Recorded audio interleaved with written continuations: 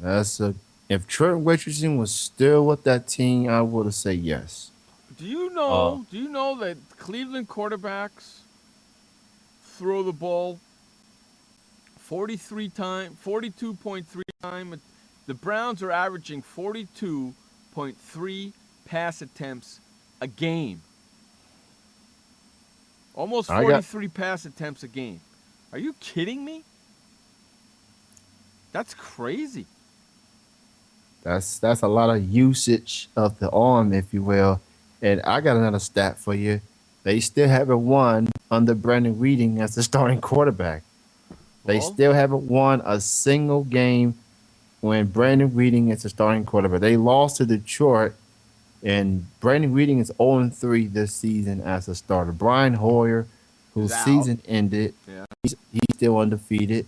Um, I guess why not go look at Vince Young? Give him a tryout. At least give him a look. Um, but Brandon Weeding, he just turned 30 years old on Monday. Actually, this dude is entering his second year, and he's already 30 years old. Usually, when you reach 30 years old as an athlete, that means your skills start On to the way down. deteriorate. Correct. So, I mean, and he was the first round draft pick, ladies and gentlemen. So, it's a lot of money for a guy that's getting there with age, and it's only his second season. Cleveland definitely needs to start thinking about the future with quarterback. Brandon Reading, I've seen a little bit of him on college football. He just, I don't know, he just doesn't have that big of a high IQ. He makes he does the mistakes, and he just hasn't shown that he's worth the first draft money that he's getting. So you know now, luckily for uh for these struggling teams out there, there's a lot of there's a lot of rookie college quarterbacks that can look at, like Teddy Bridgewater of Louisville, Jameis Winston of Florida State, and of course Johnny Manziel of Texas A&M. So plenty of quarterbacks to look into. But Brandon Reading, he's not the answer, man. He's all No, he's not. He's definitely not the answer. And I see that, and they see that too.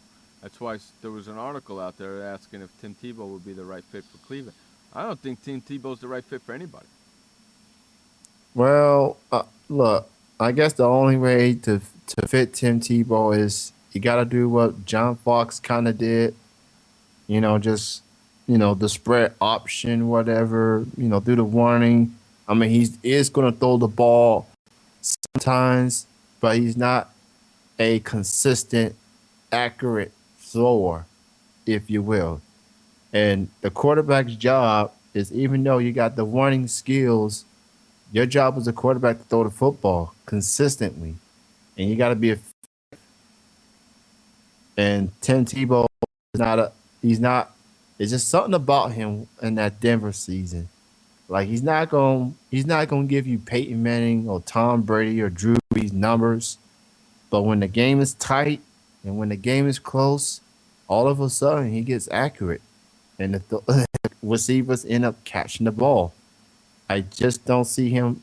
If Trent Williams was still on the team, I say yeah, at least give him a look, see what he can do. Um, Look, he's unemployed not because of him being a bad person. He's unemployed because of the hype that comes with him in the quote unquote circus, if you will. Look, because he's a good guy, I think he may get at least one more chance. He just ain't getting it anytime soon. He's not going to get it this season. I don't see the Houston Texans in a hurry looking at him with Matt Sharp struggling and whatnot. I know. How Uh, about that, Matt Schaub? What a difficult season that guy's having, huh? yeah, How crazy is that? I will say, well, yeah, you got a good defense. You got Foster. You got Johnson. The problem is the quarterback, and And you and Sean talked about this yesterday about there was some crowd cheered when the dude got hurt. That was very classless. And I guess what happened with T.J. Yates that was bad karma towards the Houston Texans fans that cheered. Yep. How about So, that, man? and not only that, during San Francisco and Arizona, a Cardinal player gets hurt. You know what the 49er crowd did? They start doing the rave, cheering, and you have one of the 49er players moving his hand up and down like, chill out with that. Stop it.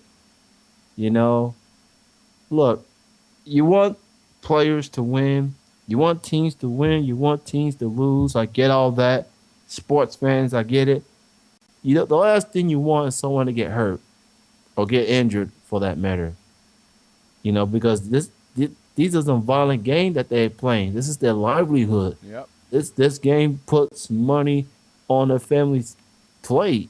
You know, if they get hurt, you know, you don't play, you don't get paid. That's right. So, That's right. I mean, fans just need to show some sensitivity. You know, you don't have to like the opposing team, but when a person gets hurt, you know, just make sure the person is okay before you react. That's all I ask. Yep. There you go. There you have it. Hey, man, that's been our time here at Sports World Radio. I thank everybody for listening to us today. We'll be back tomorrow for another edition of Sports World Radio.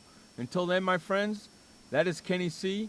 I am Jeff Escow. Remember, you only have one life to live. Live it long, live it strong, and live it proud. And please don't forget, life may suck, but the alternative is unacceptable. Peace out, everybody. We will see you tomorrow. Hey, boy, Stimpy. We sure had fun today, didn't we? So long, kids. Come on, Stimpy, say goodbye. Where are we going? The show's over. See you next time. Next time? When's that? Pretty soon. Don't worry. Pretty soon?